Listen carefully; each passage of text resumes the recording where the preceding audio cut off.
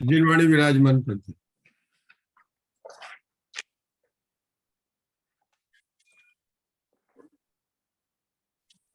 चाद्वादन यशट द्रव्य गुण पर्यार और प्रमाण का जड़ कर्म चेतन बंध का अरु कर्म के अवसान का कह कर स्वरूप यथार्थ जग का जो किया उपकार है उसके लिए जिनवाणी माँ को वंदना शत बार है उसके लिए जिनवाणी माँ को वंदना शत बार है। ओम नमः। बोलिए। षटखंडागम ग्रंथ।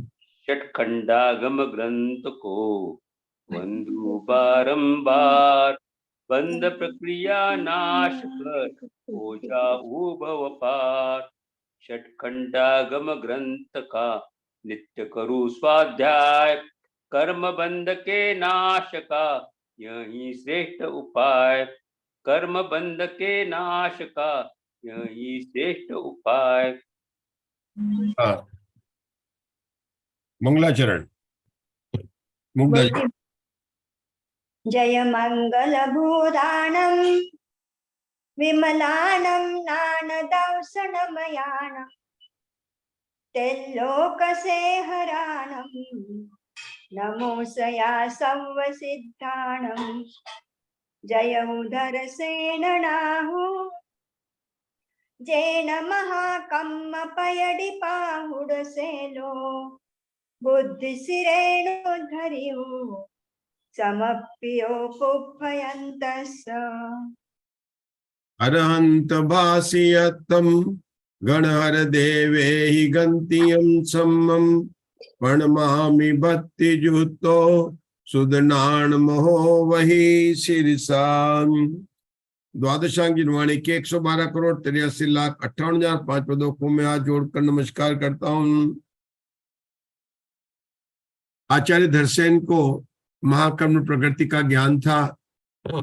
विशेष इस ज्ञान को उन्होंने नरवाहन और सुबुद्धि मुनिराज को प्रदान किया। नरवाहन और सुबुद्धि मुनिराज जिनका आगे चलकर पुष्पवंत और भूतबली यह नाम प्रसिद्ध हुआ, उन्होंने षटखंडागम ग्रंथ की रचना की। षटखंडागम ग्रंथ के प्रारंभिक केवल 177 सूत्र सत्प्रोपणा के हैं, उनकी रचना आचार्य पुष्पदंत ने की। शेष सारा षटखंडागम आचार्य भूतबली द्वारा ही विरचित है। इन षटखंडागम के 5 खंडों पर वर्तमान में आचार्य वीरसेन द्वारा एक विशाल टीका उपलब्ध है जो 16 पुस्तकों में प्रकाशित हुई है। हम यहाँ पर 6 पुस्तक के स्वाध्याय के तदुपरांत 7वीं पुस्तक का स्वाध्याय कर रहे हैं। 7वीं पुस्तक में खंड षटखंडागम का दूसरा खंड जिसका नाम है खुद्दा बंद, उसके बारे में चर्चा है। इस खुद्दा बंद में वास्तव में देखा जाए तो महाप्रवृत्ति प्रावर्त का जो छठा अनुयोग द्वार है, बंधन अनुयोग द्वार, उसके 4 भेद है जिनके नाम बताएंगे राजेश जी। महाकर्म प्रकृति प्रावर्त के छठे अनुयोग द्वार का नाम पहले कृति, वेदना, स्पर्श, कर्म, प्रकृति और बंधन। ये बंधन छठा अनुयोग द्वार है। इसके 4 भेद है, बंध, बंधक, बंधनी और बंध विधान। हाँ बताइए जयश्री आप बताइए। बंध, बंध, बंधनीय, बंधक, बंध विधान। हाँ, सामान्य से देखें हम किरण जी भाई साहब तो 24 अनुयोग द्वार में षटखंडागम में 6 अनुयोग द्वार के जो है सूत्र है, 6 तक के सूत्र। आगे के जो है वो तो भूतबली आचार्य ने स्वयं मतलब वीरसेन आचार्य ने टीका से लिखा है, लेकिन जो सूत्र की रचना हुई है केवल 6 अनुयोग द्वार की हुई है। कौन कौन से? कृति, वेदना, स्पर्श, कर्म, प्रकृति और बंधन। बंधन के 4 भेद अभी बताए हमको जयश्री श्राफ ने। कौन से बताएंगे? हाँ बताइए, कस्तूर जी बता रहे हैं, बताओ। बंध, बंध, बंधक, बंध स्वामी और बंध विच्छेद। नहीं, बंध, बंध, गलत हो गया। बंध, बंध विधान, बंधनीय, बंधनीय और बंध विधान। बोलिए मुग्धा जी। बंधक, बंधक, बंधनीय बंध विधान। हाँ बोलिए मंजुला जी, बोलिए 4 भेद बंधन के। बंध, बंधक, बंधनी और बंध विधान। हाँ, बंधनी मतलब 14 वर्गणाओं का वर्णन, वो तो अपने आगे आएगा, मतलब वर्गणाओं का 23 वर्गणाओं का वर्णन, 23 वर्गणाओं का जो वर्णन है वो तो वर्गणा खंड में आएगा। और जो बंध विधान है उसका तो महाबंध में आएगा, 7वें मतलब बाद में 6ठे खंड की बात है। अभी यहाँ पर दूसरा भेद है बंधक। बंधक मतलब बंद करने वाला। बंद करने वाला कौन से 2 बताया था। जब तक हमारा मोहनी कर्म है तो उसको बंधक को क्या कहेंगे, सांप्रदायिक कर्म बंधक। जब मोहनी कर्म का नाश हो गया, कहां पर नाश होता राजेश भैया, मोहनी कर्म का नाश कहाँ होगा, 10वें गुण स्थान के बाद में मोहनी कर्म नहीं है, तो वहां पर कौन सा बंद हो जाएगा, इरियापद बंधक हो जाएगा। ये इरियापद बंधक कहाँ पर होगा ममता जी दोषी, कौन से गुण स्थानों में होगा, 11वां और 12वां और 13वां गुण स्थान में, छद्मस्थ उपरांत कषाय और क्षीण कषाय में। 14वें गुण स्थान में बंधक क्यों नहीं है मुग्धा मधु जी ग्वालियर, क्योंकि अभी सिद्ध तो नहीं बने, 14 गुण स्थान सिद्ध भगवान तो बनते हैं, तो 14 स्थान में बंधक क्यों नहीं है।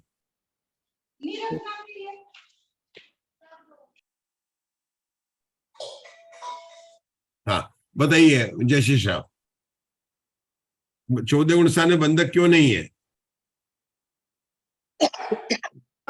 14वां गुण स्थान अयोगी है, योग रहित है, इसलिए बंध नहीं है।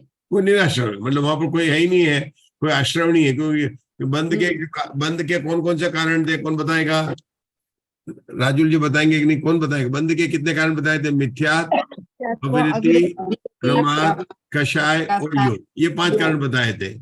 मिथ्या तो पहले गुण स्थान में चला गया, फिर अविरति गया, फिर कषाय 10वें गुण स्थान में चला गया, योग भी 13वें गुण स्थान में चला गया, इसलिए कोई बंध के कारण नहीं है। तो बंधक 2 ही प्रकार के होते हैं, सांप्रदायिक बंधक, सांप्रदायिक कर्म बंधक, और दूसरे हो गए इरियापद बंधक।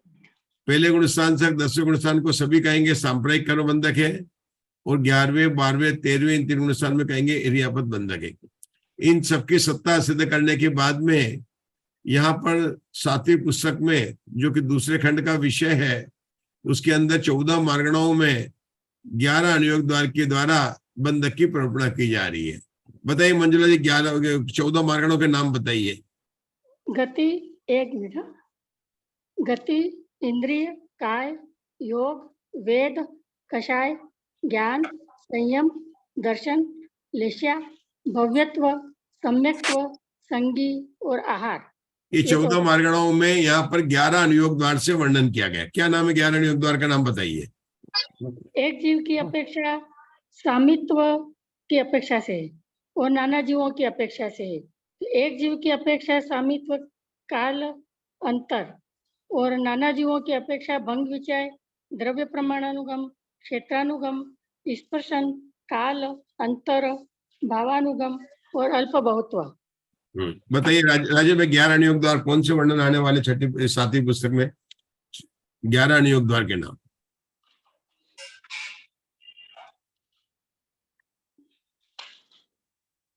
मतलब यहाँ पर अपने 11 में पहला अनुयोग द्वार चल रहा है जिसका नाम है, क्या नाम है, एक जीव की अपेक्षा से स्वामित्व चल रहा है।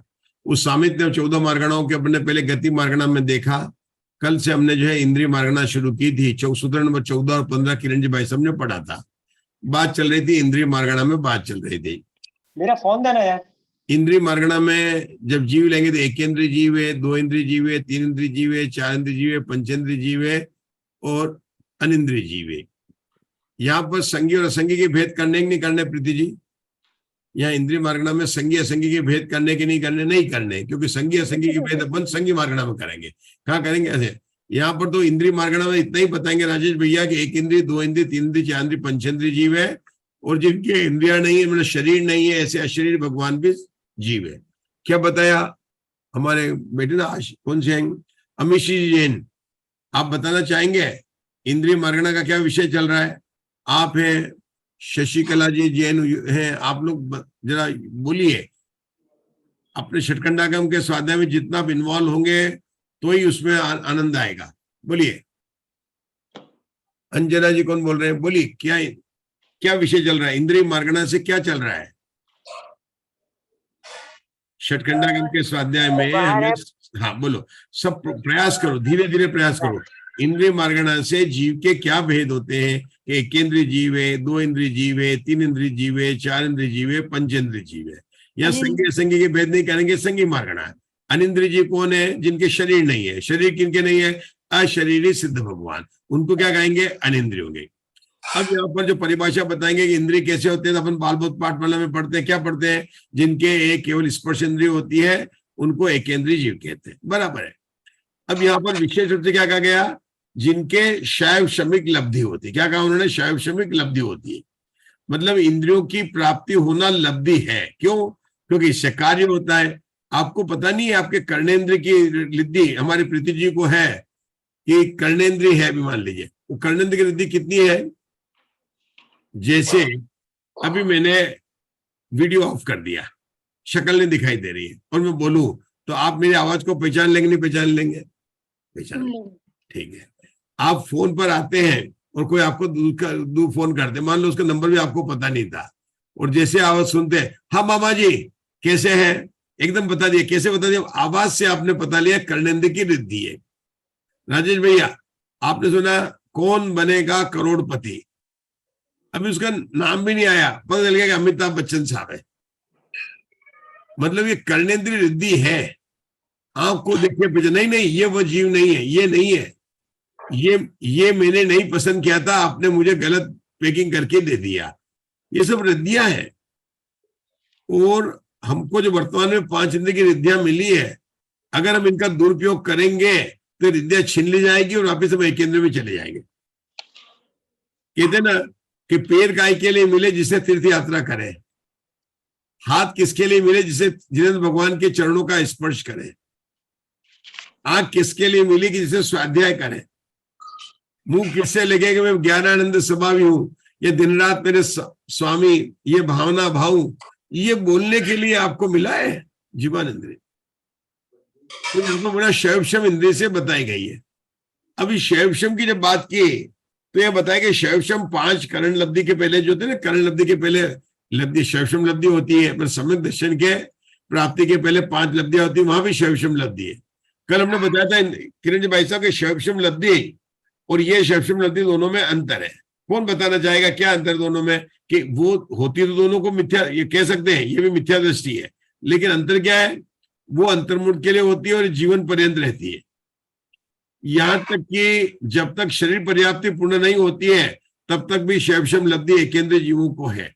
मतलब देखो, शरीर पर्याप्ति पूर्ण होगी तभी उसकी योग्यता प्रकट करने की होगी, लेकिन लब्धि रूप तो ये योग्यता शुरू से ही है, वो तो व्यक्ति हुई है। क्या बोला मैंने? जैसे कोई पंचेंद्रिय जी जन्म लिया, अभी विग्रह गति में है, अनारक है, अब आहारक होगा, मिश्र काल आएगा, फिर वो वर्गणा को ग्रहण करने लगेगा। जब तक उसकी शरीर पर्याप्ति पूर्ण नहीं होगी तब तक पर्याप्त नहीं है, और शरीर पर्याप्ति पूर्ण होगा उसके बाद में इंद्रिय वगैरह बनेंगे। तो इंद्रियों का काम तो बाद में बनेगा, पर्याप्ति कारण है, प्राण कार्य सब आगे होंगे, लेकिन उसको भाव रूप से शैवशम लब्धि, क्योंकि उसने पंचेंद्रिय में जन्म किया है तो इसके 5 शैवशम लब्धि है। और ये उसके शैवशम आत्मा के सर्व प्रदेशों में सर्वदा है, जब तक उसके भाव चलता रहता है। क्या बोला मैंने?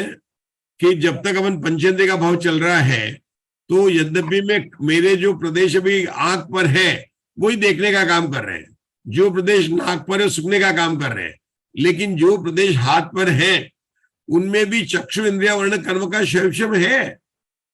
जो पैर के नीचे प्रदेश है उनमें भी ग्रहणेन्द्रिय का शैवशम है, क्योंकि मैं पंचेंद्रिय जीव हूं। अगर मेरे पंचेंद्रिय जाति नाम कर्म का उदय है तो आत्मा के सभी प्रदेशों में वह शैवशम है। राज्य में थोड़ी बातें सूक्ष्म चलती है, अपने को समझना पड़ेगा, क्या ना?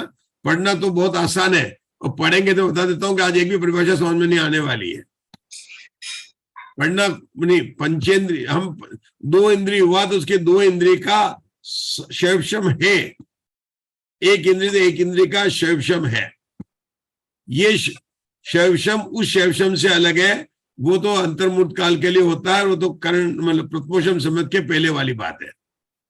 यहाँ जिस स्वयं की बता दें कि एकेंद्रिय कैसे होता है कि एकेंद्रिय संबंधी शैवशम लब्धि, 2 इंद्रिय में कहेंगे 2 इंद्रिय संबंधी शैवशम लब्धि, 3 इंद्रिय में कहेंगे 3 इंद्रिय संबंधी, इसी तरह से हर एक इंद्रिय में कहेंगे। फिर अब शैव शब्द की परिभाषा घटानी है। शैव शब्द की परिभाषा कैसे घटाते हैं? आज अशोका जी नहीं है, चलो कौन बताएगा शैव शब्द की परिभाषा कैसे घटाते हैं? बताओ। हाँ बताइए मुग्धा जी। हाँ, वर्तमानकालीन सर्वघाती स्पर्धकों का उदय अभावी क्षय, उन्हीं के देशघाती स्पर्धकों के उदय और भविष्यकालीन उदय आने योग्य निषेकों का सदावस्था रूप उपशम, इसे क्षयक्षम कहेंगे। यहाँ पर आप सही बता रहे हैं, लेकिन अभी जो अपने शैव शब्द की परिभाषा के 3 बोल बताए थे। हम जब शैव शब्द की परिभाषा बताते हैं तो हम 2 बात करते हैं, देशघाती स्पर्धक और सर्वघाती स्पर्धक।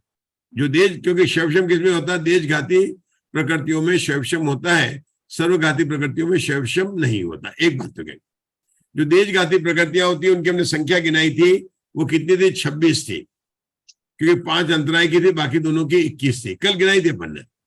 अब उन प्रकृतियों में क्षय होता ना, जो उसमें 2 स्पर्धक है। कौन कौन से स्पर्धक है? देशघाती स्पर्धक और सर्वघाती स्पर्धक।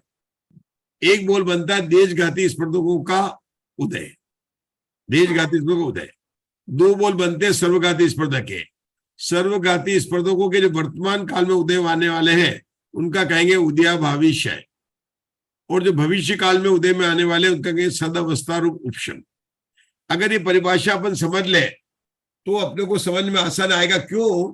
क्योंकि यहाँ जो परिभाषा बनाएंगे वहां पर थोड़ी कठिनाई हो सकती है, क्योंकि यहाँ पर एकेंद्रीय की जब बात करेंगे तो एकेंद्रीय के साथ में 2 इंद्रिय, 3 इंद्रिय, 4 इंद्रिय, पंचेंद्रिय का भी तो उसके उघाड़ नहीं है ना, तो उसकी भी बात करेंगे।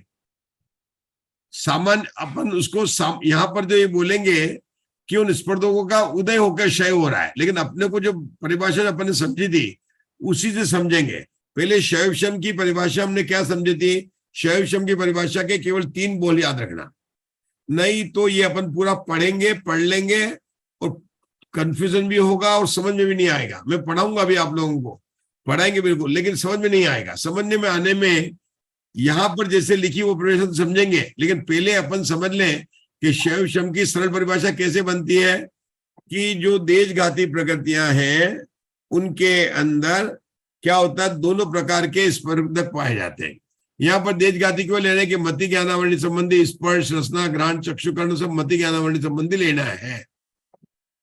तो उनमें दोनों प्रकार के स्पर्धक पाए जाते हैं। कौन कौन से स्पर्धक पाए जाते हैं? देशघाती और सर्वघाती। तो देशघाती स्पर्धकों का उदय लेना, यह तो हो गया उदय। सर्वघाती स्पर्धकों में 2 बात करना है। सर्वघाती स्पर्धकों में जो वर्तमान काल में उदय आने वाले हैं उनका कहेंगे उदयाभावी क्षय, और जो भविष्य में आने वाले उनके लिए क्या कहेंगे? सद अवस्था रूप उपशम। 3 ही बोले, पुस्तक में पढ़कर कंफ्यूजन नहीं होना है। पुस्तक में परिभाषा लंबी दी गई है, उसका कारण बता रहा हूं मैं। पहले शैव शब्द की परिभाषा के 3 बोल, देशघाती स्पर्धकों का उदय पहला बोल। दूसरा बोल राजेश भैया, जो सर्वघाती स्पर्धक हैं जो वर्तमान में उदय में आने वाले हैं उनका उदय का अभाव, वही हुआ उदयाभावी क्षय। तीसरा बोल उदय का अभाव मतलब? उदय का मतलब उदय में नहीं आएंगे, उसी का क्षय हो गया। उदय में नहीं आया, क्षय आ गया, मतलब उसको ना उसको बोलने नहीं दिया, वही क्षय हो गया उसका, उदयाभावी क्षय। और जो भविष्य में उदय में आने वाले हैं उनका सदअवस्था रूप सत्ता में ही रहकर उसका उपशम होना है। 3 बोल है। अब देखिए एकेंद्रीय का तो एक है ना, अभी 2 इंद्रिय, 3 इंद्रिय, 4 इंद्रिय, पंचेंद्रिय के एकेंद्रीय के सामान्य से कहे तो क्या होगा? एकेंद्रीय के 2 इंद्रिय, 3 इंद्रिय, 4 इंद्रिय, पंचेंद्रिय सब में शैव शब्द लब्धि नहीं है। क्यों नहीं है? कि उनके सर्वघाती स्पर्धकों का उदय है। जैसे मेरे वर्तमान में केवल ज्ञानावरणी कर्म नहीं है, ऐसे एकेंद्रीय के 2 इंद्रिय, 3 इंद्रिय, 4 इंद्रिय, पंचेंद्रिय नहीं है, इसलिए उसको बोल दिया नहीं है। बस आपको परिभाषा ऐसे समझनी है। जैसे मेरे में वर्तमान में मति और शुद्ध ज्ञान है, मेरे में केवल ज्ञान नहीं है। क्यों नहीं है केवल ज्ञान? क्योंकि केवल ज्ञानावरणी कर्म सर्वघाती स्पर्धक के है, हो गए, उसको ही छोड़ो, केवल ज्ञान को छोड़ो। मुझे वर्तमान में अवधि ज्ञान नहीं है। अवधि ज्ञान तो देशघाती प्रकृति है, मुझे अवधि ज्ञान क्यों नहीं है? क्योंकि मेरे अवधि ज्ञानावरणी कर्म के देशघाती सर्वघाती प्रकृतियों का उदय चल रहा। बस इतना से ध्यान रखने का। यहाँ पर वो उदय चल रहा है ना, मतलब उदय नहीं होना। यहाँ पर जो परिभाषा बनाई है सर्वघाती स्पर्धकों की भी, वो उदय में आकर क्षय होना उसकी बात चल रहे हैं। लेकिन हमारी जो परिभाषा उसको ध्यान रखो, हमारे वर्तमान में मति ज्ञान है और अवधि ज्ञान नहीं है। अवधि ज्ञान क्यों नहीं है? क्योंकि उसके सर्वघाती स्पर्धकों का उदय चल रहा है। मति ज्ञान क्यों है कि मति ज्ञान के देशघाती स्पर्धकों का उदय है और मति ज्ञान के सर्वघाती स्पर्धकों का वर्तमान काल में आने वाले स्पर्धकों का उदय का अभाव, उदय का क्षय, वही हुआ उदयाभावी क्षय। और मति ज्ञानावरणी कर्म के जो भविष्य में सर्वघाती स्पर्धक उदय आने वाले हैं उनका सदअवस्था रूप उपशम। ये परिभाषा समझने के आने बाद में अपने को एक इंद्रिय में घटानी है, दो इंद्रिय में घटानी है, तीन इंद्रिय में घटानी है, चार इंद्रिय में घटानी है, पंचेंद्रिय में घटानी है। एक इंद्रिय में क्या कहेंगे कि एकेंद्रीय संबंधी जो है, एकेंद्रीय कर्म का जो है उसका क्या है, उसके देशघाती प्रकृतियों का उदय, उसके सर्वघाती स्पर्धकों के वर्तमान में उदय होने वाले का उदय का अभाव, वो हुआ उदया भविष्य है। और उन्हीं के भविष्य में आने वाले स्पर्धकों क्या हुआ, सदअवस्था रूप उपशम। अब इसके साथ में जोड़ना है कि इसके दो इंद्रिय, तीन इंद्रिय, चार इंद्रिय और पंचेंद्रिय, मतलब रसना इंद्रिय, घ्राण इंद्रिय, चक्षु इंद्रिय और कर्णेंद्रिय का क्या सर्वघाती स्पर्धकों का उदय चल रहा है, इसलिए इसका यहाँ पर इसको शेप समझे। ये सरल सी अपने को याद कर ली। यहाँ पर उसके भी बोल बनाकर बात कर रहे हैं, ठीक है ना, उसको करेंगे। इतना समझाने के बाद में हम यहाँ पर पढ़ेंगे आगे की परिभाषा। कल हमने पढ़ी थी, कुछ परिभाषाओं आगे पढ़ना हमको। हाँ, पेज नंबर 64 पर हम आ गए थे। हमारी यहाँ बात चल रही थी कि जो ज्ञानावर्णी कर्म जो देशघाती प्रकृति है उसकी 15 नंबर की गाथा पढ़नी है। प्रीति जी पढ़ेंगे जितन का 15 नंबर की गाथा है, 64 पेज पर है। नाना वर्ण पढ़िए। नानावर्ण च दुःखं दंसनतिगमन्तरायिका पंच ताहोन्ति देशघाती संजलनाणो कसायाय। हाँ, अब इसका हिंदी में पढ़ लीजिए आप। मति, हाँ पढ़ी मति, श्रुत, अवधि और मन पर्याय, ये चार ज्ञानावरण, चक्षु, अचक्षु और अवधि ये तीन दर्शनावरण, दान, लाभ, भोग, उपभोग और वीर्य ये पांचों अंतराय तथा स्वंजलन चतुष्क और नव कषाय ये 13 मोहनीय कर्म देशघाती होते हैं। हाँ, अब इन्होंने कौन से मोहनी कर्म की 13 प्रकृति कौन सी बोली?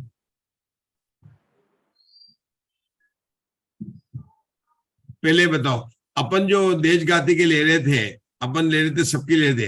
अपन ने मोहनी कर्म की 14 ली थी। अपन ने कैसे ली थी? 14 ले ली थी पूरी। संजुलन संबंधी और संजुलन की 4 और 9 कसाय और एक समय नहीं, समय प्रकृति छोड़ दिया आपने। हाँ, सम्यक प्रकृति छोड़ दिया आपने। हमने क्या लिया था? संजलन की 4, 9 कषाय की 9, 13 और जो सम्यक प्रकृति 14 ये जो है देशघाती स्पर्धक है। इन्होंने यहाँ पर उसको नहीं लेकर सिर्फ अभी मिथ्यात्व की बात की है। कोई बात नहीं, क्यों की इन्होंने? क्योंकि एकेंद्रीय जीव है। एकेंद्रीय जीव के अभी सम्यक प्रकृति कहां से होगी? एकेंद्रीय जीव के सम्यक प्रकृति ने, इसलिए पर ध्यान रखना चाहिए यहाँ पर एकेंद्रीय, दो इंद्रिय, तीन इंद्रिय की बात कर रहे, शुरू में भी बात चल रही है, वो बाद में तैयार होती है, इसलिए उसकी बात कर ली। तो ये 13 देशघाती स्पर्धियों की बात कर ली है, ठीक है। वैसे हमें पता है कि हम कैसे गिने थे, हमने गिनाई थी कि 14 प्रकृति हो जाती है, कि सम्यक प्रकृति को मिलेंगे तो मोहनी कर्म की 14 प्रकृति जो है देशघाती है, ठीक है ना। अब इसकी परिभाषा पढ़ेंगे। तो परिभाषा पढ़ी है, उषा जी केकरा पढ़ी है इसकी परिभाषा पढ़ना है। इसके नीचे की परिभाषा, स्पर्श इंद्रिय, हाँ बोलो। स्पर्श इंद्रिय वर्ण के सर्वघाती स्पर्धकों के उदय 6 से उन्हीं के सत्वोपशम से अथवा अनुदयोपशम से, देशघाती स्पर्धकों के उदय से, जिह्वेन्द्रिय वर्ण के सर्वघाती स्पर्धकों के उदय 6 से उन्हीं के सत्वोपशम से अथवा अनुदयोपशम से और देशघाती स्पर्धकों के उदय से एवं चक्षु, श्रोत्र व घ्राणेन्द्रिय वर्णों के देशघाती स्पर्धकों के उदय से छायुश्रमिक जिह्वेन्द्रिय उत्पन्न होती हैं। स्पर्शेन्द्रिय का अविनाभाव होने से अथवा द्विन्द्रिय जाति नाम कर्मोदय का अविनाभाव होने से जिह्वेन्द्रिय को द्वितीय इंद्रिय कहते हैं। चूंकि उक्त द्वितीय इंद्रियों से अथवा 2 इंद्रियों से युक्त होने के कारण जीव द्विन्द्रिय होता है, इसलिए छायुश्रमिक लब्धि से जीव द्विन्द्रिय होता है, ऐसा सूत्र में कहा गया है। देखो, शैवशम की परिभाषा को अगर अपन छोड़ दें, और तो हमने घटाने की बात की है, तो यहाँ पर क्या बोल रहे हैं, अपन कहते हैं जिसके 2 इंद्रियां होती है वह द्विंद्रिय जीव होता है। ये अपन बालबोध पाठ वाले में, जिसके 2 इंद्रिय उपजे 2 इंद्रिय नाम कौन सी, घ्राण और चक्षु हो या कर्ण और रसना हो, ऐसी कोई भी 2 इंद्रिय हो उससे जीव द्विंद्रिय होता है क्या, कि नहीं, ऐसा नहीं होता है। नहीं, क्रम से लेना पड़ेगा, स्पर्शन लेना पड़ेगा और रसना एक क्रम से लेना पड़ेगा, कोई भी 2 नहीं लेना। कौन सा लेना, स्पर्शन रसना इंद्रिय ग्रंथ से ये होता है। इसी बात को यहाँ पर भूतबली आचार्य ने क्या कहा राजेश भैया, शैवशम लब्धि से जीव द्विंद्रिय होता है। कौन किसके शैवशम लब्धि से, स्पर्शन और रसना इंद्रिय के शैवशम लब्धि संबंधी शैवशम लब्धि से द्विइंद्रिय जीव होता है। और ये बताया है कि द्विइंद्रिय कहेंगे तो रसना तो लेना, लेकिन उसके साथ में स्पर्शन इंद्रिय अविनाभावी। जब 3 इंद्रिय कहेंगे तो क्या कहेंगे कि 3 इंद्रिय मतलब घ्राण इंद्रिय से जीव, जिसकी घ्राण इंद्रिय होती है वह 3 इंद्रिय जीव होता है, लेकिन स्पर्शन रसना उसके अविनाभावी कहेंगे। और सूत्र में क्या कहेंगे कि शैवशम लब्धि से, 3 इंद्रिय के शैवशम लब्धि से यह जीव होता है। उसके ऊपर में शैवशम की परिभाषा घटाई है। तो द्विइंद्रिय की परिभाषा में क्या होगा, यहाँ पर दोनों इंद्रियों का, कौन सा इंद्रिय का, स्पर्शन और रसना इंद्रिय के जो देशघाती स्पर्धक है, अपनी परिभाषा बताओ, देशघाती स्पर्धक है, उनका क्या होगा, उनका तो उदय होगा।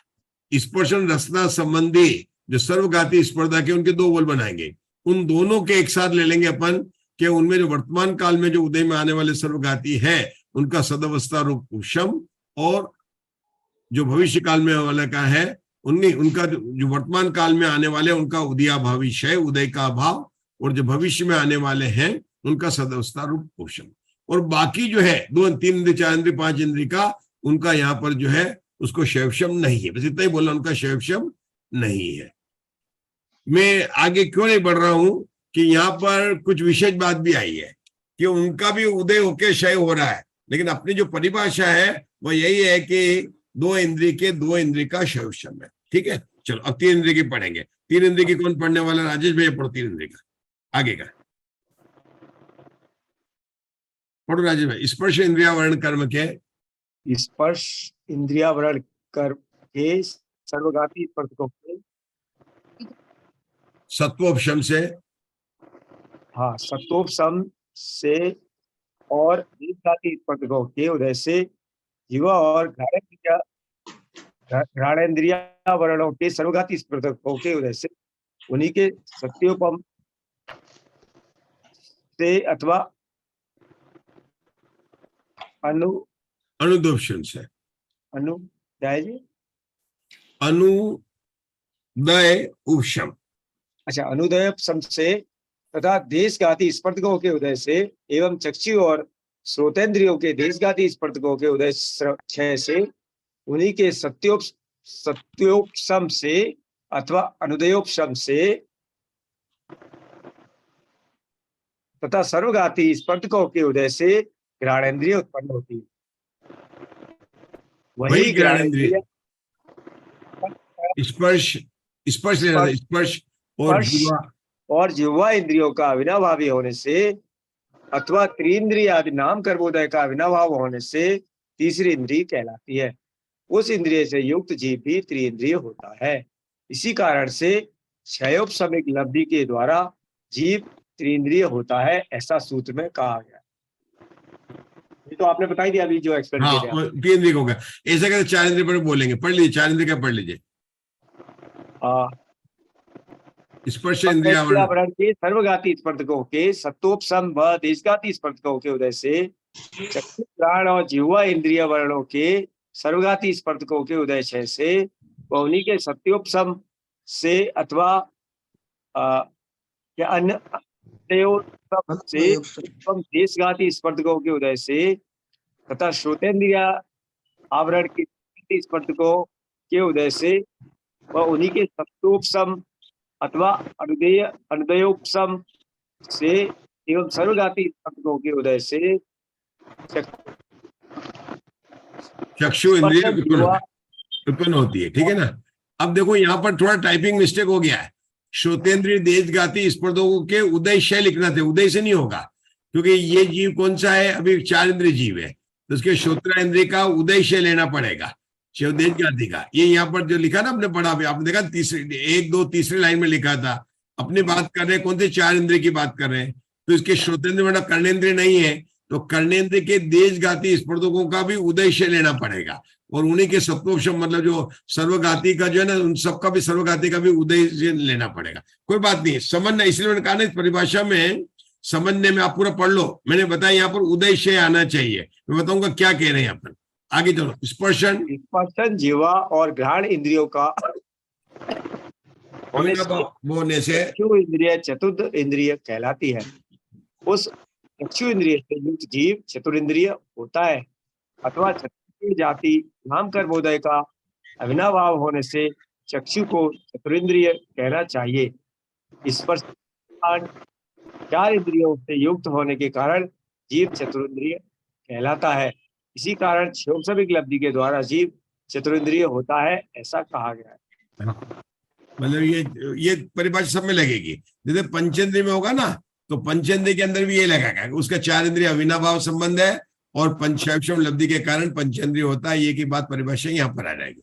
ये जो मैंने बताया ना, यहाँ पर एक टाइपिंग का ऊपर देखे शायद उदयशय होगा, श्रोतेंद्रिय के ऊपर प्राकृत में देखेंगे तो मिल भी जाएगा आपको। हाँ, प्राकृत में क्षय है, उदय और क्षय। हाँ, वहां पर होगा वो प्राकृत में। क्या हाँ, होता है, एक खाना लिखा है। हमारे पास जो पुस्तक है ना, उसमें प्रिंटिंग मिस्टेक भी बहुत है, इसलिए क्या प्रीति जी, आप लोग को परिभाषा की कैसे बनाते वो समझना है। यहाँ पर परिभाषा समझने का जो समझ लेंगे तो सही होगा। थोड़ी सी मतलब एक तो प्रिंटिंग में लाइट हुई है इसकी, और दूसरा क्या है कि इस ट्रांसलेशन में भी गलती हो जाती है। जैसे आपने देखा प्राकृत में देखा तो उदय होना ही चाहिए, क्यों लिखा चार इंद्रिय है तो उसके कर्णेंद्रिय का उदय कैसे हो सकता है, मतलब उदय से शेवन, बस इतनी सी बात है। ठीक है, परिभाषा क्या है, जितनी इंद्रियों की बात कर रहे हैं, चार इंद्रियों में कौन सी बात कर रहे हैं, स्पर्शन रसना और घ्राण, इन तीनों को परिभाषा में छोड़ दो, तीनों के देशघाती स्पर्धकों का उदय होगा। इन तीनों के जो सर्वघाती स्पर्धक है उनमें वर्तमान में जो उदय में आने वाले हैं उनका वर्तमान में उदय का अभाव, वही हुआ क्षय, और इन तीनों का सदअवस्था रूप शम जो हो जाएगा सर्वघाती का भविष्य में आने वाले का। और आगे का तो है ही नहीं, श्रोतेंद्रिय का तो अभी यहाँ पर है ही नहीं है, मतलब उसकी तो बात ही नहीं करना। इन्होंने उसको भी लेकर जो है उसको भी कह दिया कि उसका भी अभाव है। ठीक है ना, ये बता दें। चलिए पंचेंद्रिय का पढ़ेंगे, जय श्री श्राफ। पंचेंद्रिय पढ़िए, पढ़िए। हाँ, पढ़ती हूँ। पंचेंद्रिय के सर्वघाती स्पर्धकों के सत्वोपशम व देशघाती स्पर्धकों के उदय से चक्षु, घ्राण और जिह्वा इंद्रियावरण के सर्वघाती स्पर्धकों के उदय क्षय से व उन्हीं के सत्वोपशम से अथवा वचनोदय से पूर्व देशघाती स्पर्धकों के उदय से तथा श्रोतेंद्रियावरण के देशघाती स्पर्धकों के उदय से व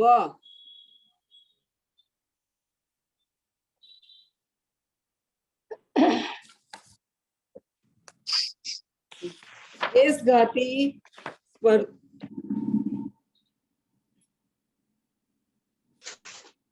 चलो, जिसके आज पुस्तक को पढ़ लीजिए। कौन पढ़ेगा? किरण भाई साहब पढ़ सकते हैं, पेज नंबर किरण भाई साहब पढ़े। देश पढ़ता हूँ, पेज नंबर 65 है, 65 पेज नंबर। हाँ, स्पर्शेंद्रियावरण के सर्वघाती स्पर्धकों के सत्वोपशम व देशघाती स्पर्धकों के उदय से चार इंद्रियों के सर्वघाती स्पर्धकों के उदय क्षय और उन्हीं के सत्वोपशम तथा देशघाती स्पर्धकों के उदय से चूंकि श्रोतेंद्रिय उत्पन्न होती है, इसी से उसे क्षयोपशमिक कहा है। शेष चारों इंद्रियों का अविनाभाव होने से अथवा पंचेंद्रिय जाति नाम कर्म उदय की अविनाभाव होने से श्रोतेंद्रिय पंचम इंद्रिय है। उस पंचम इंद्रिय से अथवा पांचों इंद्रिय से युक्त जीव पंचेंद्रिय होता है। ये बराबर है। अब एक बात चल गया कि पहले जीव वक्ता बन जाता है, दो इंद्रिय वाला जीव जो है वक्तृत्व हो जाता है। तो आप लोग बड़े हो गए, सब श्रोता सबसे बड़े हो गए कि श्रोता 5 इंद्रिय होते हैं और वक्ता 2 इंद्रिय होता है। प्रीति जी, तो आप सब लोग बड़े हैं, आप लोग सोचते होंगे कि वक्ता है ना, क्योंकि वक्तत्व गुण तो जीव में 2 इंद्रिय होने पर ही आ जाता है, लेकिन श्रोतेंद्रिय जीव कहाँ पर आता है? 5 इंद्रिय वाले हो जाते हैं। तो मैं 2 इंद्रिय वाला हो गया और आप हो गए 5 इंद्रिय वाला गुण वाले हो गए। मतलब जो गुणों की अपेक्षा से आप गुणों की अपेक्षा से महान कहे जाएंगे। देखो यहाँ लिखा हुआ है, नहीं कहा जाएगा। ऐसा थोड़ी है पंडित जी। आप सिर्फ 2 इंद्रियों का क्षयोपम इस्तेमाल कर रहे हैं और हम 5 इंद्रियों का क्षयोपम इस्तेमाल कर रहे हैं। नहीं। अच्छा, अभी अपन ने परिभाषा पढ़ी है, ठीक है ना। देखो ये परिभाषा ऐसे की परिभाषा अपने पहली पुस्तक में भी पढ़ी थी, मैं कभी निकालूंगा उसमें, वहां भी आई थी इंद्रिय कर्म शब्द की, भूल जाते हैं। यहाँ पर शैव शब्द की परिभाषा याद करनी। 5 इंद्रिय की जब शैव शब्द की परिभाषा बताएंगे तब इसके तो 5 इंद्रिय है, तो इसका सीधा बोल देंगे स्पर्श रसना घ्राण चक्षु कर्ण आदि जो 5 इंद्रियां हैं उसके देशघाती स्पर्धकों का उदय, उनके वर्तमान काल में उदय में आने वाले जो सर्वघाती स्पर्धक है उनका उदय का क्षय, वही हुआ उदयाभावी क्षय, और सर्वघाती स्पर्धक जो भविष्य में आने वाले हैं उनका सद अवस्था रूप मतलब सत्ता में रहते हुए उसका उपशम मतलब उदय में नहीं आना, यही हो गया क्षयोपशम। और ये ऐसी क्षयोपशम लब्धि जो होती है वह जीव 5 इंद्रिय इसके कारण होता है, मतलब पंचेंद्रिय को यह क्षयोपशम होता है। ठीक है, बराबर है। चलिए क्या आगे पढ़ना है, पढ़ता हूं। स्पर्शन, जीवा, कान, चक्षु और श्रोत्र इंद्रियावरणों का प्रकृति समुत कीर्तन अधिकार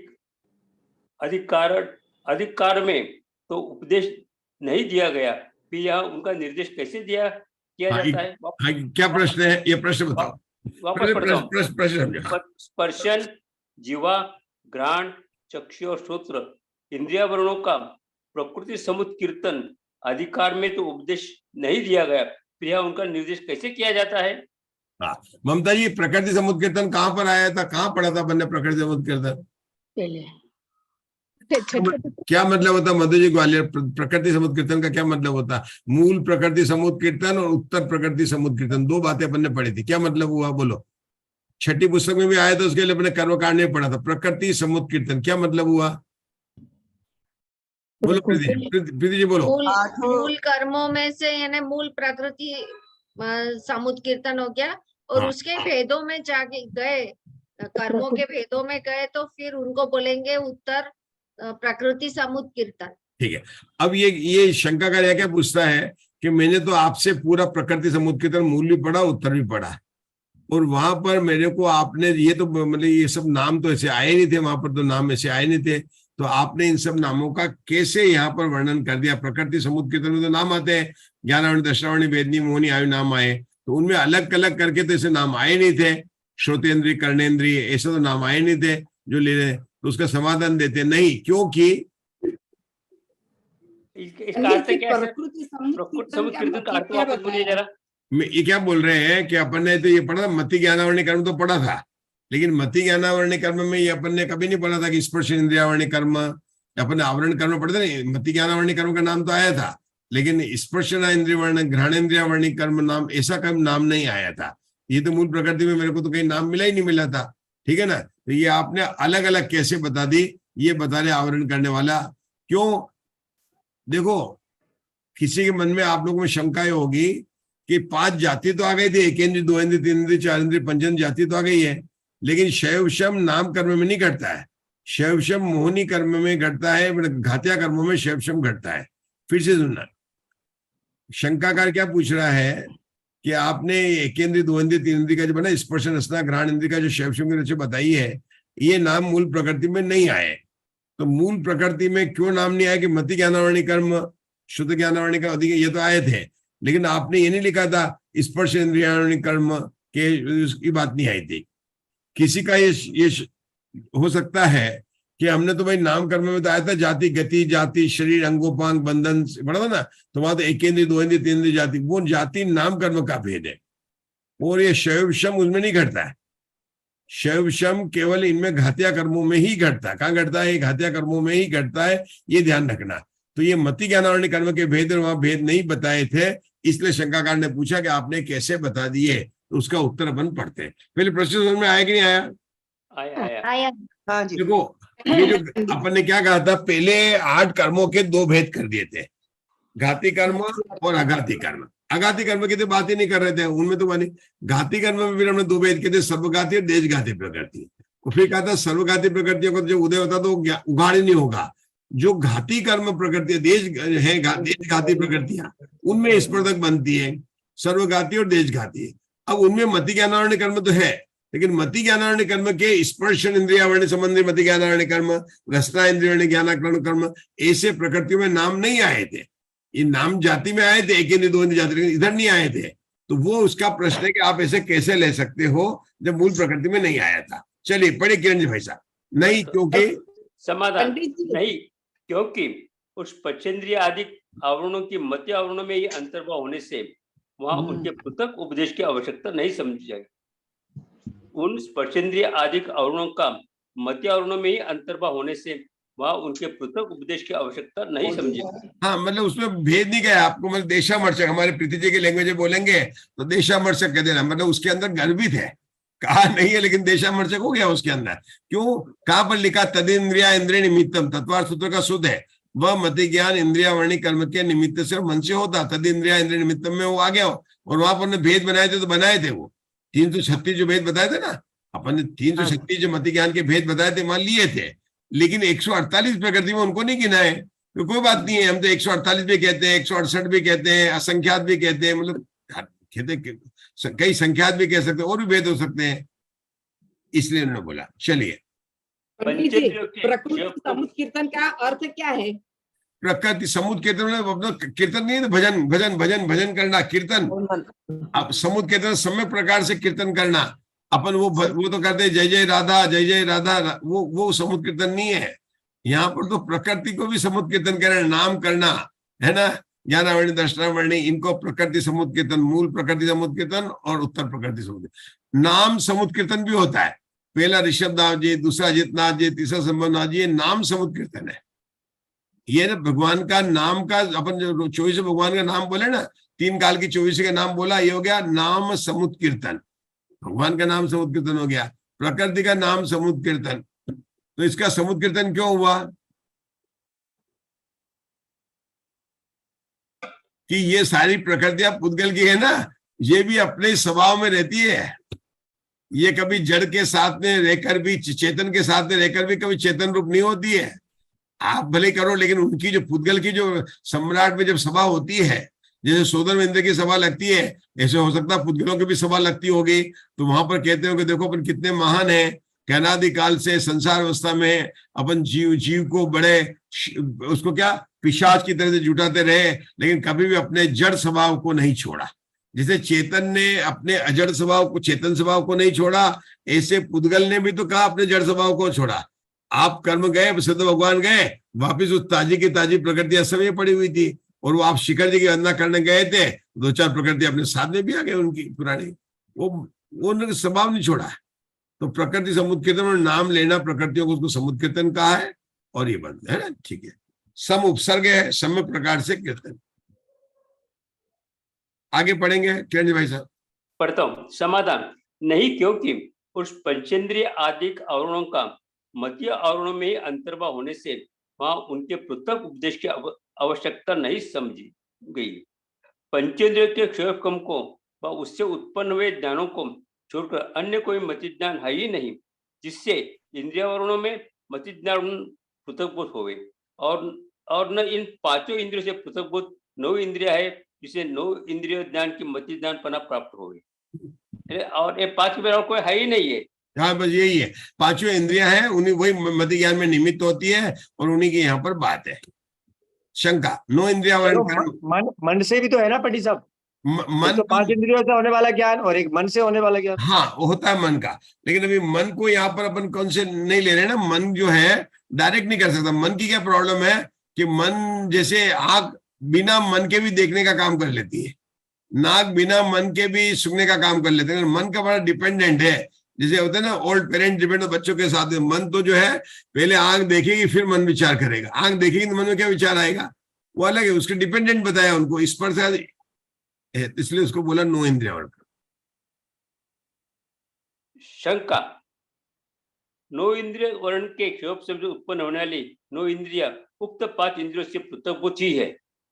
9 इंद्रिय वर्ण के शंकाकार मान नहीं रहा है, वो तो बोलता पृथक ही है। समाधान, अब आचार्य क्या बोल रहे हैं, यदि ऐसा है तो वे इंद्रिय ज्ञान भी नहीं है, और उनसे उत्पन्न होने वाला ज्ञान मति ज्ञान नहीं है, क्योंकि मति ज्ञान वर्ण के क्षोभ से नहीं उत्पन्न हुआ। इस प्रकार मति ज्ञान के अभाव को मति ज्ञानावरण भी अभाव हो जाएगा। इस प्रकार मति ज्ञान के मतिदान का भी अभाव हो जाएगा। इसलिए जो इंद्रियों का क्षोभक्षम अथवा उस क्षोभ शब्द जो उत्पन्न हुआ ज्ञान मति ज्ञान है, उसका आवरण मति ज्ञानावरण है, ऐसा मानना चाहिए। अन्यथा मति ज्ञानावरण के अभाव का प्रसंग आ जाएगा। उन्होंने मन को भी ले लिया अभी वापिस। आपने पूछा तो छह को ले लिया, छह को ले लिया, छह को ज्ञान को ले लिया। उन्होंने शंकाकार नहीं मानता कि नहीं होना चाहिए, तो उन्होंने बोला तू नहीं मानेगा तो ये मति ज्ञान वर्ण का जो है ना ज्ञान का भी अभाव हो जाएगा। मतलब मति ज्ञान जो होता है ना अपने जिससे हो रहा है, इंद्रिय से आंख देखने का हो जाएगा, तो इससे ज्ञान का ही अभाव तेरे को मानना पड़ेगा। और ऐसा ज्ञान मतलब इंद्रियों का ज्ञान का अभाव हो जाए। मतलब आंख देखने का काम नहीं करती है, नाक सुनने का काम नहीं करती है, कान रसना चखने का काम नहीं करती, ये मानना पड़ेगा। लेकिन मतलब ऐसा हो जाएगा तो उसको ज्ञान नहीं मान रहा है, ज्ञान माना है तो उसका शिव मानना पड़ेगा। इसलिए उस प्रकार से मतीय ज्ञानावरण कर्म को मानना पड़ेगा। ये 9 इंद्रिय क्या मन को ही कहा है पड़ी? मन को ही कहा है। छह जब लेंगे तो 9 आ जाएगा। 6 का तो मतलब बराबर है। शंका, हाँ आपको पढ़े, आशा बहन पढ़ लीजिए। शंका एकेंद्रिय, शंका एकेंद्रिय एकेंद्रिय आदि को औदारिक भाव कहना चाहिए, क्योंकि एकेंद्रिय जाति आदि नाम कर्म के उदय से एकेंद्रिय आदि भाव पाए जाते हैं।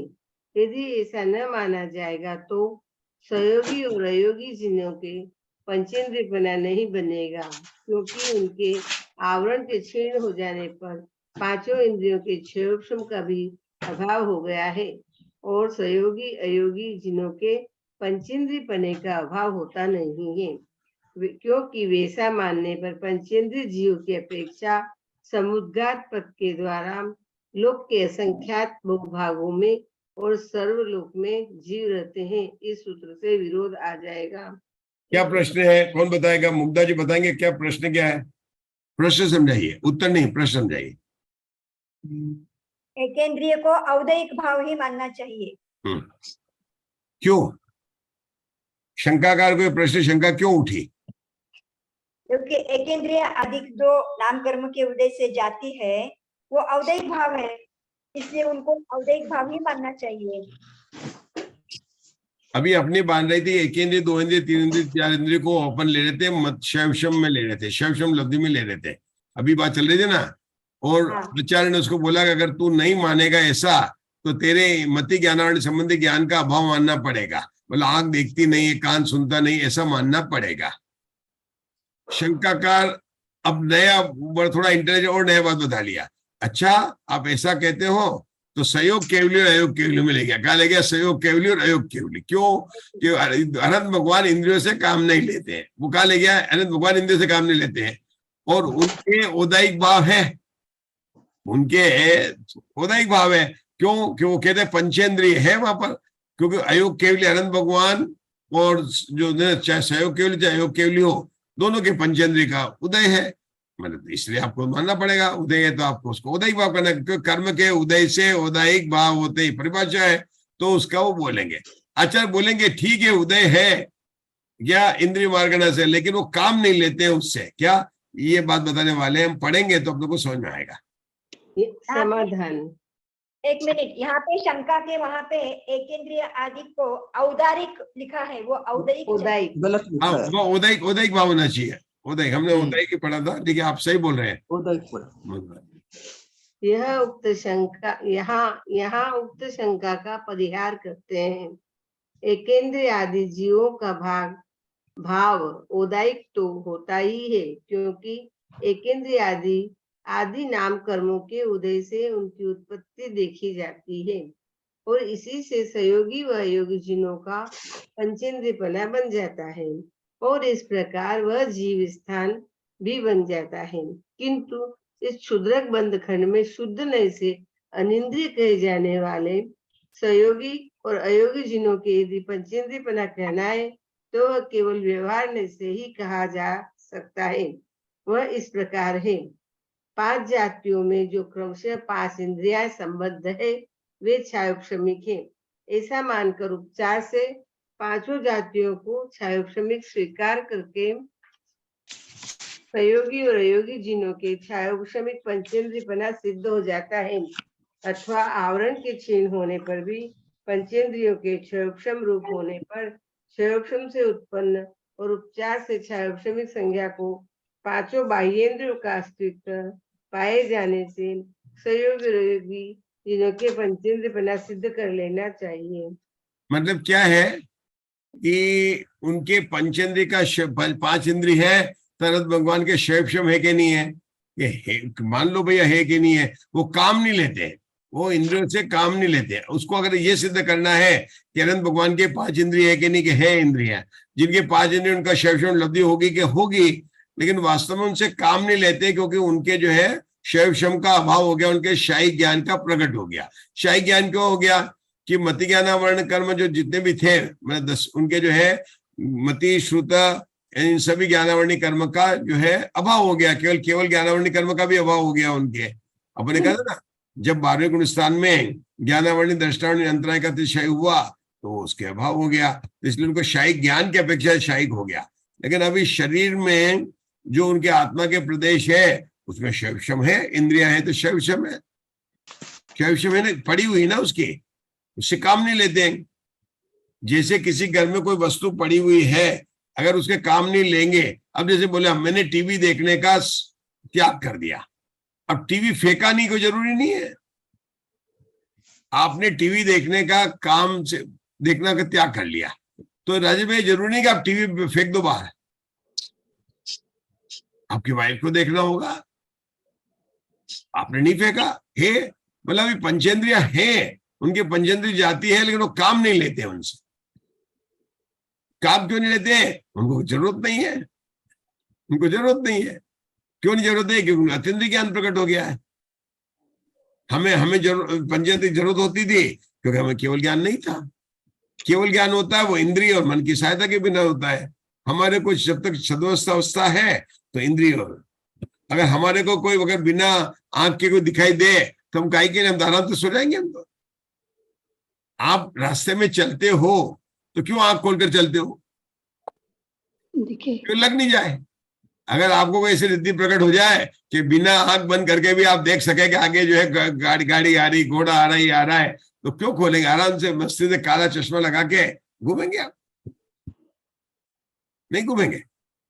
हमको जरूरत है, उनको जरूरत नहीं है।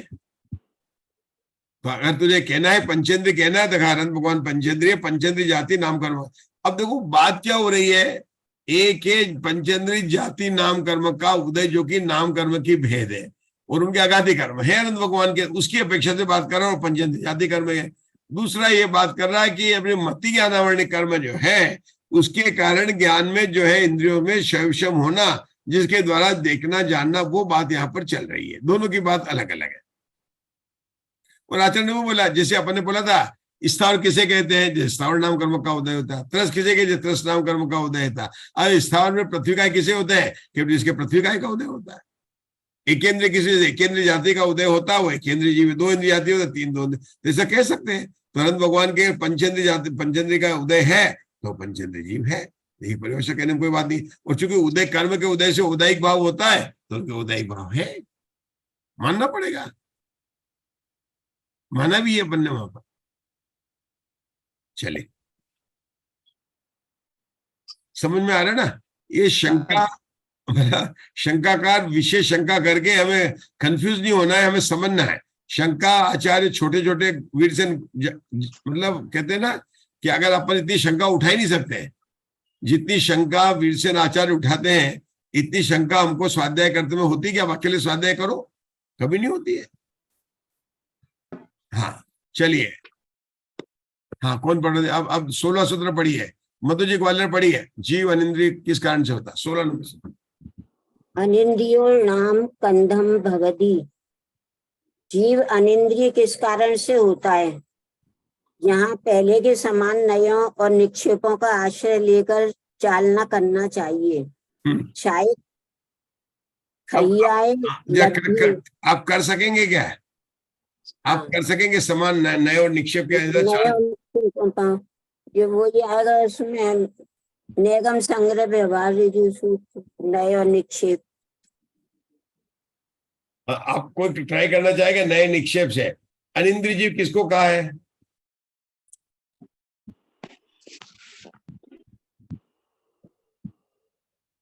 सिद्ध भगवान को। भगवान को। भगवान को। मुख्य मुख्य मुख्य से सिद्ध भगवान को कहा, मुख्य रूप से, है ना।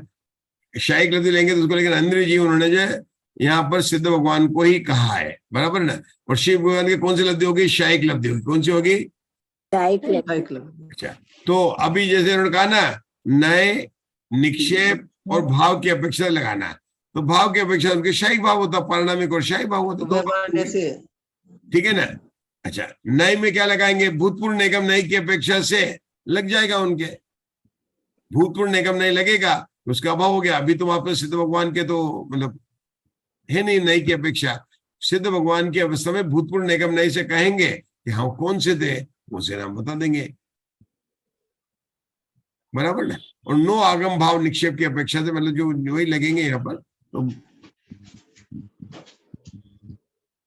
ये अरिहंतों के भी लगेगा व्यवहार से, जैसे काम में इसके लेके लिए तो इनके कहा है। अनंत को गुण हो गया, क्योंकि अपन ने यहाँ पर उनको भी संसारी जीव लिया और उनको इसमें ले लिया। किसमें ले लिया? उसको इंद्रिय में ले लिया उसको, क्योंकि उनके पंचेंद्रिय है ना, इसलिए पंचेंद्रिय पांच इंद्रिय जाति ले लिया। इसलिए उनकी भी शायिक लब्धि आएगी जब बात करें। इंद्रिय मार्गणा की अपेक्षा से अपन अनिंद्रिय किसको कहते हैं? जिसके शरीर नहीं होता उसको अनिंद्रिय कहते सिद्ध भगवान। हैं। इंद्रिय मार्गणा की अपेक्षा से ना, इंद्रिय मार्गणा की अपेक्षा से अनिंद्रिय उसको कह रहे हैं। जो निश्चय ऐसे और व्यवहार हाँ, ऐसे कहीं अब जैसे संगी मार्गणा से 12 गुण स्थान ही लेंगे, अनंत भगवान को लेंगे, आपको घबराने की क्या बात है? संगी मार्गणा से कितने गुण स्थान होते हैं? 112 गुण स्थान होते हैं। इसके मतलब थोड़ी कि जीव समाज की अपेक्षा से लेंगे तो पंचेंद्रिय होंगे, लेकिन होंगे। संधि मार्ग में बहुत बढ़िया। जीव समाज की अपेक्षा लेंगे तो पंचेंद्रिय होंगे, पंचेंद्रिय होंगे। हाँ। बस, क्योंकि शरीर से ही थे, जीव समाज की अपेक्षा से हो गया। पर्याय लब्धि, शायिक लब्धि से जीव अनिंद्रिय होता है। शंका, यहाँ शंकाकार कहता है कि इंद्रियमय शरीर के विनष्ट हो जाने पर इंद्रियों का भी नियम से विनाश होता है, अन्यथा शरीर और इंद्रियों के पृथक पने का प्रसंग आता है। इस प्रकार इंद्रियों के विनष्ट हो जाने पर ज्ञान का विनाश हो जाता है, क्योंकि कारण के बिना कार्य की उत्पत्ति मानने में विरोध आता है। और ज्ञान के अभाव में भी जीव का विनाश हो जाएगा, क्योंकि ज्ञान का अभाव होने से निश्चेत पने को प्राप्त हुए पदार्थ के जीवत्व मानने में विरोध आता है। जीव का अभाव हो जाने पर शायिक लब्धि भी नहीं हो सकती, क्योंकि परिणामी के बिना परिणामों का अस्तित्व मानने में विरोध आता है। इस प्रकार इंद्रिय रहित जीव के शायिक लब्धि की प्राप्ति सिद्ध नहीं होती। ये शंका है। शंका क्या है? हमको समझ में नहीं आ रही है। उन्होंने बताया कि मतलब इंद्रियों के विनष्ट होने पर नियम से इंद्रियों का विनाश हो जाता है, लेकिन इंद्रियों के विनष्ट हो जाने पर ज्ञान का विनाश, अगर इंद्रियां का नष्ट हो जाएंगी तो ज्ञान का भी विनाश हो जाता है। कारण के बिना कार्य की उत्पत्ति मानने में विरोध आता है। मतलब इंद्रिय होगी तो ज्ञान भी होगा। हाँ। ज्ञान के अभाव में जीव का विनाश हो जाएगा, क्योंकि ज्ञान का अभाव। आप पूरा कर लीजिए, फिर मैं दूसरे को पूछता हूँ। हाँ, आपका हो गया तो चल राजेश भाई आप समझाइए।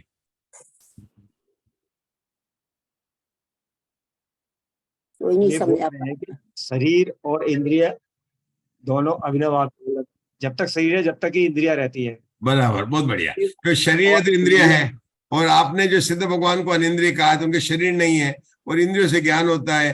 अब शरीर नहीं, शरीर नष्ट हो गया तो उनके ज्ञान का नष्ट हो जाना चाहिए। ऐसा नहीं है। अभी आप तो ये मति ज्ञान नहीं रहेगा, उसमें क्या बात? अरे वो कहता है इंद्रिय से, आपने बोला था ना इंद्रियों से ज्ञान होता है, 5 इंद्रिय से। तो और आप बोल रहे हैं अनिंद्रिय जीव के कौन है कि जिसके इंद्रिया नहीं है? इंद्रिया क्यों नहीं? शरीर नहीं है। आप कुछ बोलना चाहते हैं? पूरे बोल लीजिए, फिर मैं समझाऊं। बोल लीजिए। इंद्रियों से जो होता है वो मति ज्ञान होता है। मति श्रुत का बोला था, तो मति ज्ञान होता है, तो मति ज्ञान नष्ट हो जाएगा शरीर के न रहने पर, ज्ञान थोड़ी नष्ट होगा। अरे केवल ज्ञान रहेगा।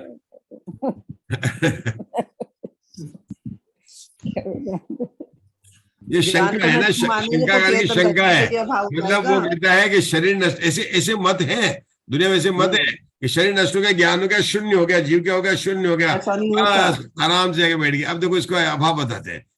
यानी इंद्रिय और ज्ञान का वो अविनाभावी संबंध मानता है। हाँ, इंद्रिय और ज्ञान को आत्मा से कोई संबंध नहीं है, ज्ञान से कोई संबंध नहीं। मतलब वो क्या मानता है, आंख से देखता हूँ, मुझे देखने का माध्यम काम में किसी होता होता है, आंख से होता है, मैं आंख से पढ़ता हूँ, क्योंकि आंख नहीं होगी तो मैं कैसे शास्त्र पढ़ूंगा।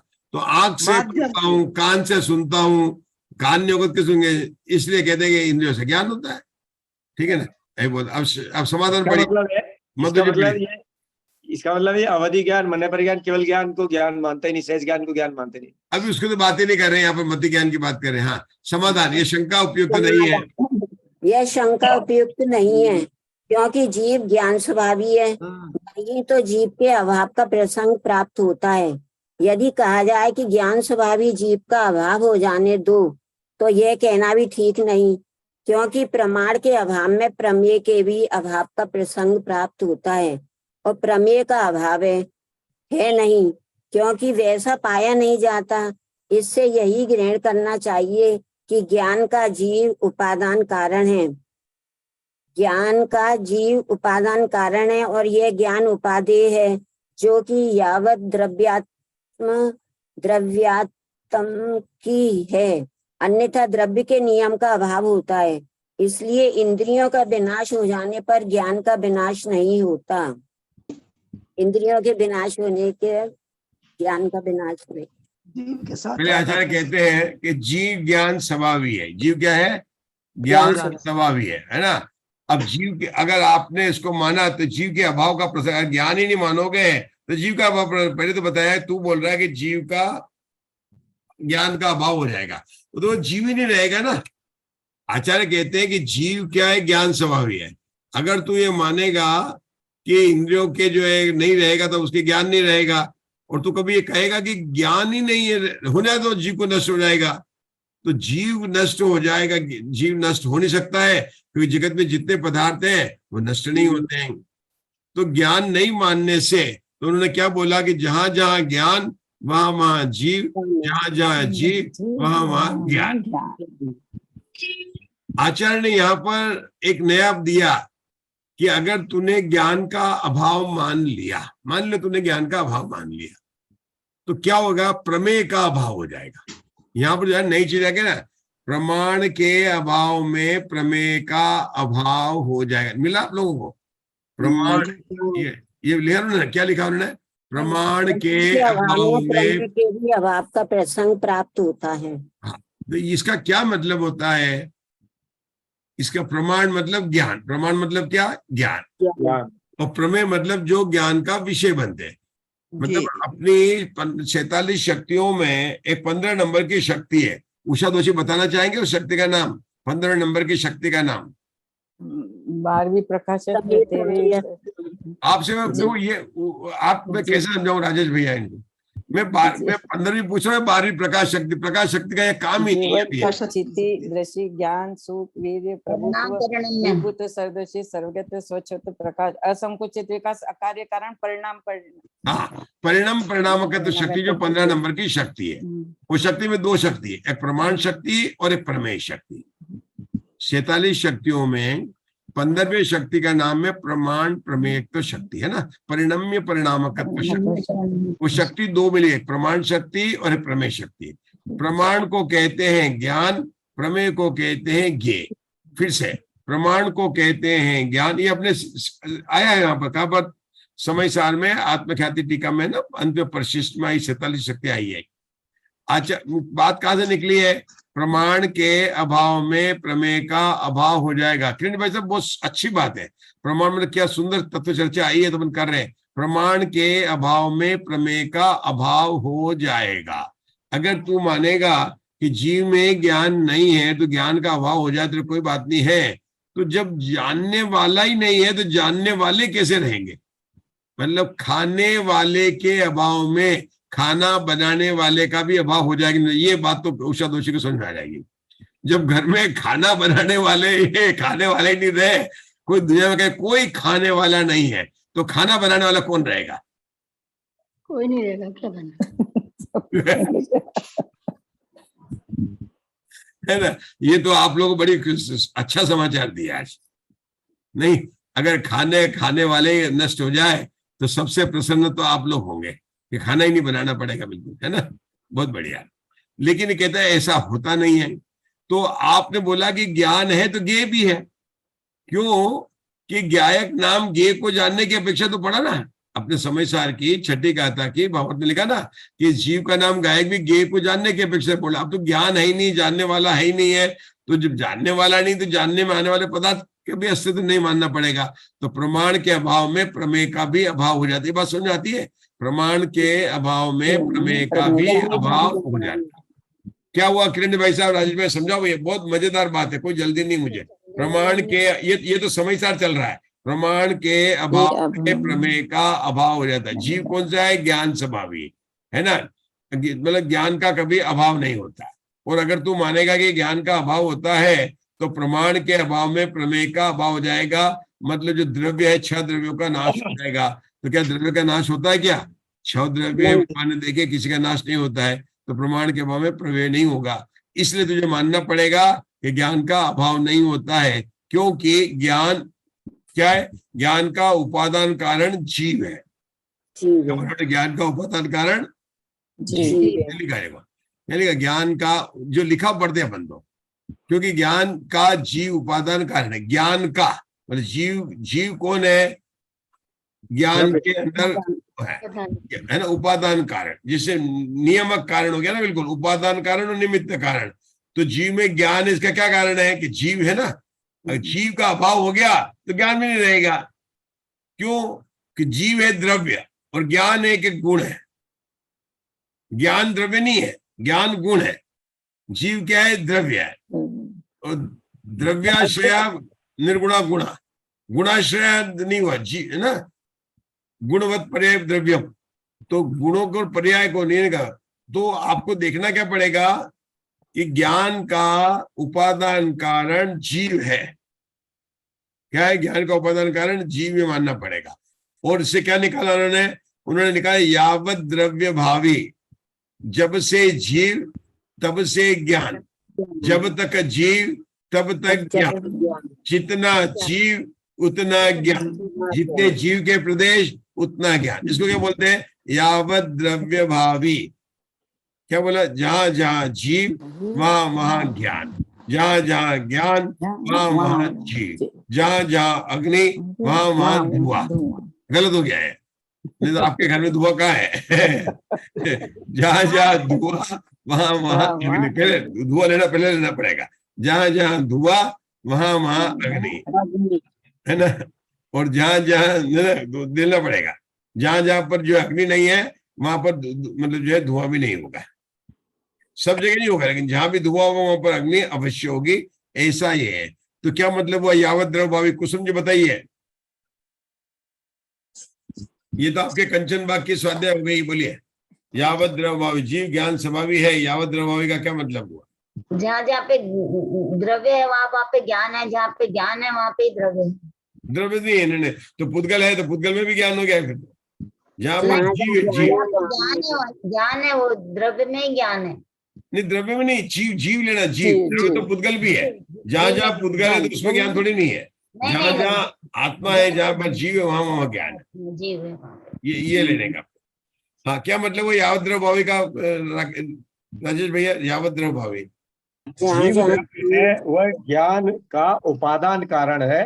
ज्ञान का उपादेय है, यानी कि उस ज्ञान जो गुण है वो उसका उपादेय है, वो द्रव्यात्मक है, द्रव्य ही उसे धारण किया। ये तो गया ज्ञान जीव का उपादान कारण है और वह ज्ञान उपादेय है, जो कि यावत द्रव्यात्मक की है। अन्यथा द्रव्य से नियम का अभाव हो जाता है। इसलिए इंद्रियों का विनाश हो जाने पर भी ज्ञान उपादेय है, तो अगर हम ज्ञान का अभाव करेंगे तो जो उसका उपादान कारण है उसका भी प्रमेय, उसका भी अभाव हो जाएगा। हाँ, तो कारण है ना, कारण मतलब रोटी खाने वालों के अभाव में रोटी बनाने वालों का अभाव मानना पड़ेगा। ये यहाँ से निकला है। अब देखो उसको अर्थ लगाओ। रोटी खाने वालों के अभाव में रोटी बनाने वालों का अभाव होगा, है ना। ज्ञान के अभाव में ज्ञान का जो उपादान कारण जीव है उसका अभाव मानना पड़ेगा। और ये उसका बोलते हैं यावत द्रव्यत्वपना। क्या बोले? यावत द्रव्यत्वपना। और इसको अपन आगे बोला था यावत ज्ञान, जो जीव का क्या, यावत द्रव्य भावी गुण है, जहां जहां ज्ञान वहां वहां आत्मा। बहुत अच्छा सुंदर प्रकरण है। जीव भी एक द्रव्य है, अगर हम उसका अभाव मानेंगे तो एक द्रव्य का ही अभाव हो जाएगा। क्या बोला? हो जाएगा। जीव द्रव्य का, जीव भी एक द्रव्य है, तो जीव जो है यावत द्रव्यात्मकी, जब तक जीव द्रव्य तभी तक है जब तक उसमें ज्ञान है, और ज्ञान का अभाव मानेंगे तो फिर जीव द्रव्य का भी अभाव मानना पड़ेगा। मतलब ज्ञान का भाव माने जीव द्रव्य का भाव माने, इसलिए उन्होंने कहा यावत द्रव्य भावी।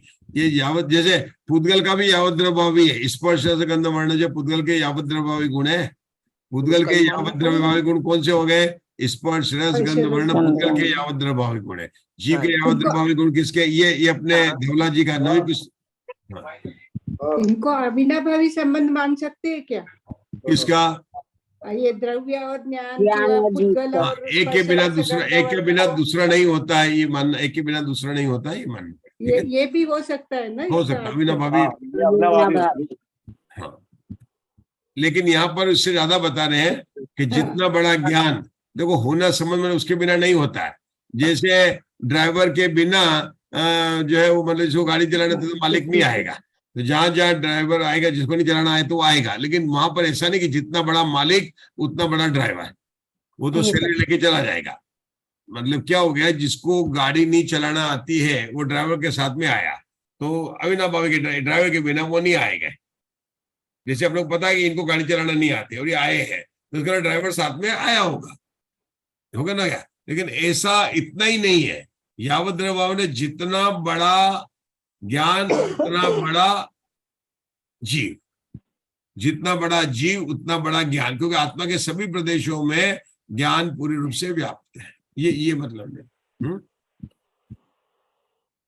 चलो रुकेंगे, समय तो हो गया अपना। ये पैराग्राफ पूरा होता है कि नहीं होता है? चलो कल करेंगे, कोई बात नहीं। कल करेंगे।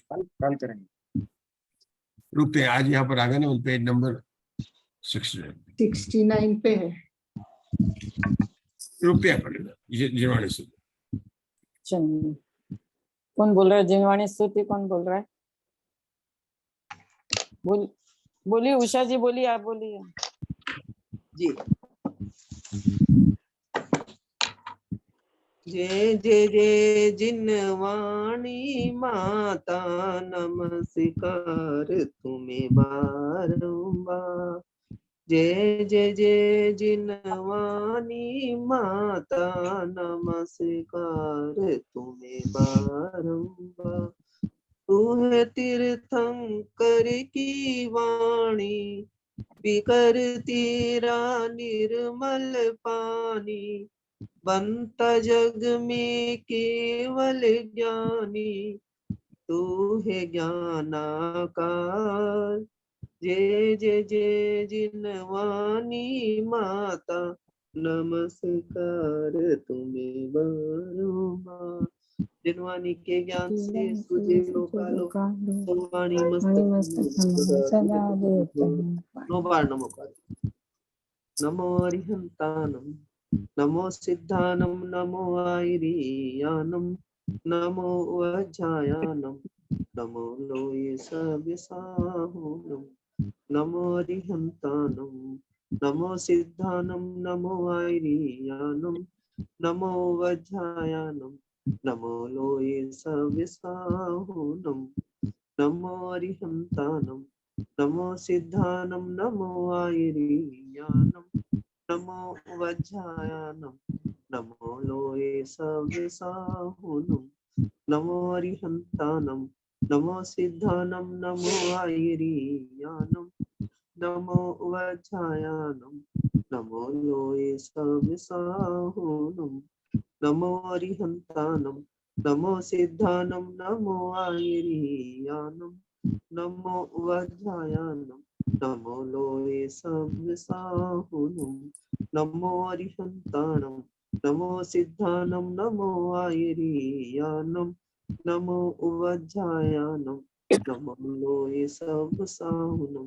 नमो अरिहंतानम, नमो सिद्धानम, नमो आयरियानम, नमो वज्रायानम नमो लोये सविसाहुनम नमो अरिहंतानम नमो सिद्धानम नमो आयरियानम नमो वज्रायानम नमो लोये सविसाहुनम नमो अरिहंतानम नमो सिद्धानम नमो आयरियानम नमो वज्रायानम नमो लोये सविसाहुनम ऐसो पंच नमोकारो सभी पापनाशनो मंगलानंचे सभ्येषु